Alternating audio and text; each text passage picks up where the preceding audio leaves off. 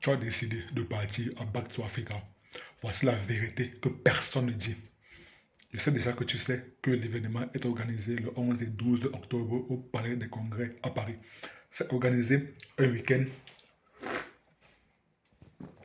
et c'est organisé sur 2 jours. Qu'est-ce que cela veut dire? Cela implique beaucoup de choses. La première implication, c'est que comme c'est organisé sur 2 jours, alors il va falloir que tu trouves un hébergement si tu connais personne à Paris ou bien en Ile-de-France. Donc il va déjà falloir prévoir un budget pour l'hébergement. Imaginons que tu es une personne à faible revenu. Donc que tu gagnes, disons, 2000, 2500 euros par mois net. Ce que moi, je ne considère pas comme un salaire énormissime. 2500, 2000 euros, pour moi, c'est average, c'est moyen. Donc moi, je range cela dans la catégorie des personnes à faible revenu. Donc, supposons dans le cas de la vidéo que tu gagnes, disons, 2300 euros la moyenne. Tu gagnes 2300 euros. Alors, il va falloir que tu prévois un hébergement à Paris, en Ile-de-France, c'est qui est une zone, c'est qui est une ville de manière générale où les loyers sont exorbitants. Donc là, voilà la première dépense. Maintenant, il se peut que tu n'habites ni en France, ni à Paris, ni en Ile-de-France. Donc, il va également falloir prévoir les frais de transport pour aller à l'événement. Voilà des choses que tu dois prévoir. Et rappelle-toi, tu as des faibles revenus. Donc, clairement, aller à Back to Africa, c'est bien. Je ne suis pas en train de dire que ça a été une mauvaise décision, non. Je suis juste en train de dire que j'espère que tu as bien pris en considération tous ces différents frais, toutes ces différentes charges. Hébergement, transport. Maintenant, l'événement est organisé sur 2 jours.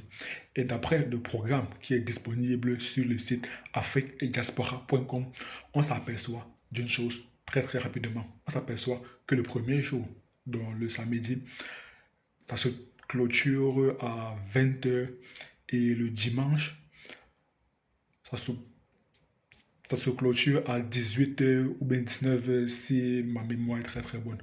Mais ça, c'est l'heure de clôture prévue. Prévue. Donc, il se peut qu'avec les différents imprévus, ça peut se terminer beaucoup plus tard que prévu. Donc, imaginons que ça se termine à 19 h. Le lendemain, toi, tu travailles. Le lendemain, toi, tu travailles. Imaginons que tu ne sois pas venu avec ton véhicule personnel. Donc, il va falloir que tu prennes du transport en commun pour rejoindre ta ville de résidence de manière à te lever très tôt le matin et être en forme pour aller au boulot. À moins que tu aies posé un jour de congé. Et là encore, si tu poses un jour de congé, là, tu confirmes avec moi que l'événement Back to Africa a eu une incidence sur tes journées de travail. Même si, clairement, normalement, c'est un événement qui se prévoit à l'avance, qui se planifie à l'avance. Mais quoi qu'il en soit, que ce soit prévu à l'avance ou pas, cela a eu une incidence sur ta journée de travail. Donc, voilà clairement les différents facteurs à considérer lorsqu'on décide de bâtir à Back to Africa. Et là encore, ce que moi je considère comme facteurs externes. Pourquoi? Parce que si tu es parti à Back to Africa et que tu n'as payé que le billet, donc tu n'as pris aucune masterclass, à mon sens, tu perds ton temps. J'étais à Back to Africa l'an passé, la troisième édition, il me semble, et également à la première édition. Et j'étais parti et j'avais pris uniquement le billet. Chose que j'avais clairement regretté. J'avais clairement regretté. Si tu ne prends que le ticket, mon ami, tu perds ton temps. Tu perds ton temps. Pourquoi? Parce que clairement, tu ne sais pas ce que tu veux.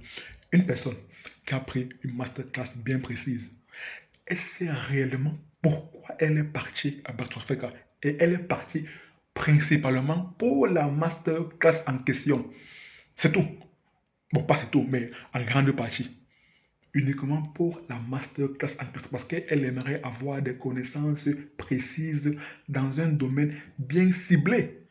Pourtant, lorsque tu prends uniquement ton billet, tu vas venir assister aux, aux différents intervenants qui vont venir parler pendant 15-20 minutes.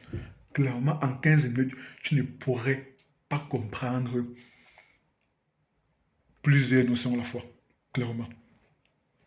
Clairement. Lorsqu'on voit les différents intervenants, bon, j'ai oublié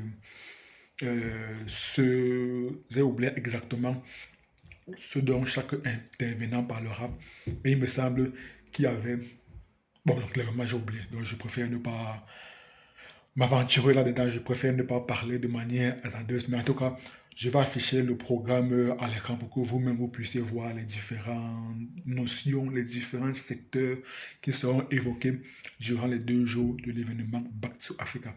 Mais à mon sens, je répète, si tu n'as pris aucune masterclass, alors mon ami, tu perds ton temps. Oui, tu perds ton temps. L'an passé, j'avais fait une vidéo exactement à la même période. Je pense que c'était peut-être une semaine ou 2 semaines avant l'événement Back to Africa. Ma vidéo était intitulée 3 raisons de ne pas aller à Back to Africa. J'avais également évoqué les frais de transport, les frais d'hébergement et un troisième élément dont je ne me souviens plus trop. Et l'an passé, clairement, j'avais longuement hésité avant de partir. Et l'an passé, j'étais encore étudiant. J'étais encore étudiant. Donc, clairement, les ressources que j'avais étaient extrêmement limitées. Donc, lorsque j'étais parti à Basse-Africa, ça représentait un investissement énorme pour moi. Bon, peut-être pas énorme, mais du moins un investissement assez important. C'était un investissement assez important. Heureusement que j'ai de la famille à Paris qui a pu m'héberger durant la nuit de samedi à dimanche. Heureusement, heureusement, heureusement. Sinon, j'aurais dû également pris en compte les frais d'hébergement. Sinon, j'aurais également pris en compte les frais d'hébergement. Mais si mes souvenirs sont bons, si ma mémoire est bonne, je pense que j'avais dépensé en tout à peu près 500 euros. Le ticket, heureusement que j'avais payé le ticket à l'avance. Et les différents frais à considérer, je pense qu'on est autour de 400-500 euros. Imaginez, 400-500 euros pour un étudiant. C'est énorme. C'est énorme. Je ne sais pas pour vous, mais pour moi, c'était énorme. C'était énorme. Donc, c'était clairement un investissement assez important. Et je n'avais pris aucune masterclass. Je n'avais pris aucune masterclass.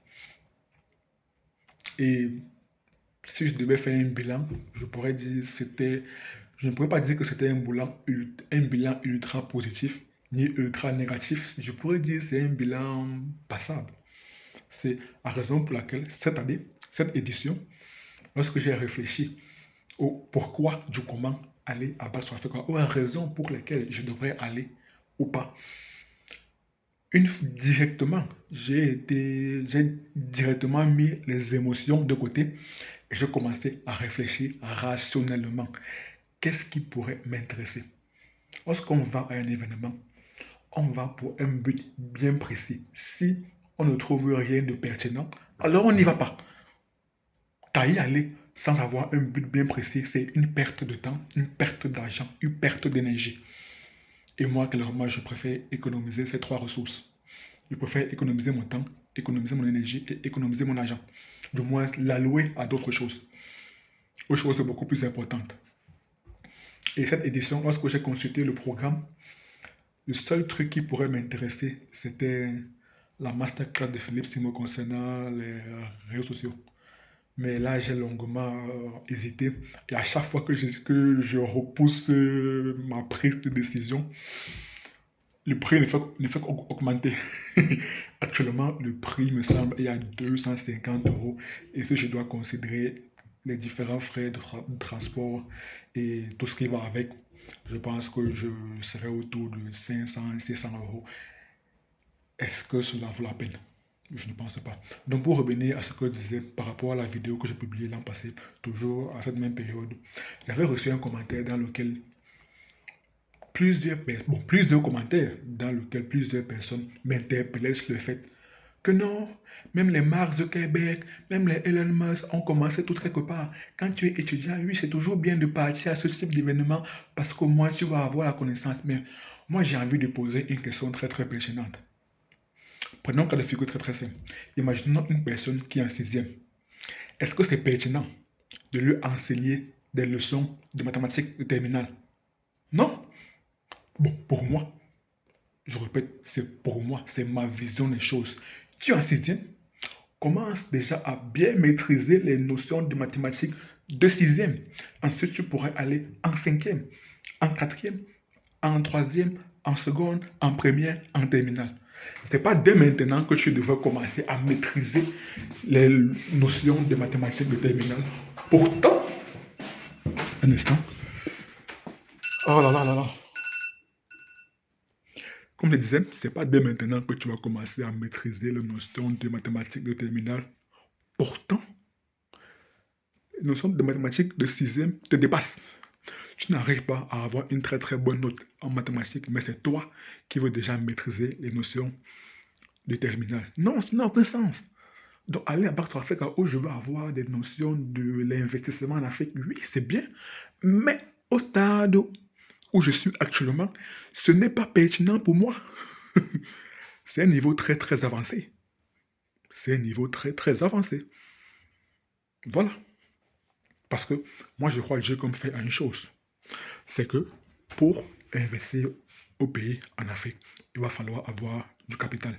Du moins, du gros capital. Pour le moment, je n'ai pas le capital suffisant. Alors, que faire?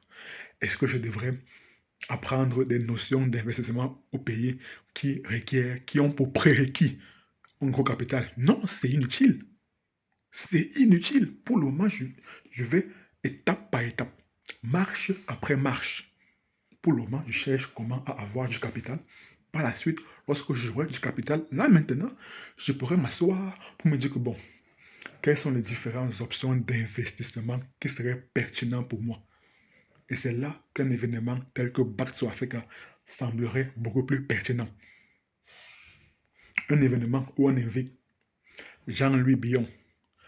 Vous pensez que tout ce que M. Jean-Louis Billon va dire, frère, je comprendrais, je pourrais dire 25% des choses au grand maximum. Lorsqu'on invite M. Jean-Claude Chipamba ou bien M. Stanislas Zezé, il pourrait parler des choses financières qui, pour lui, sont des termes très très simples. Mais pour moi, sont des choses assez complexes. Donc, c'est pas assez pertinent pour moi. C'est pas assez pertinent pour moi. Voilà la vérité que personne ne vous dit. Voilà l'ultra-vérité que personne ne vous dit. Je ne suis pas en train de dire de ne pas aller à Back to Africa. Je suis en train juste de dire que lorsqu'on y va, il va falloir savoir exactement pourquoi on y va. Sinon, à mon sens, ça ne reste que mon humble avis. Vaudrait mieux ne pas y aller. Vaudrait mieux économiser son temps, son énergie et son argent. Fin de vidéo. Rendez-vous de la prochaine vidéo. Hasta luego.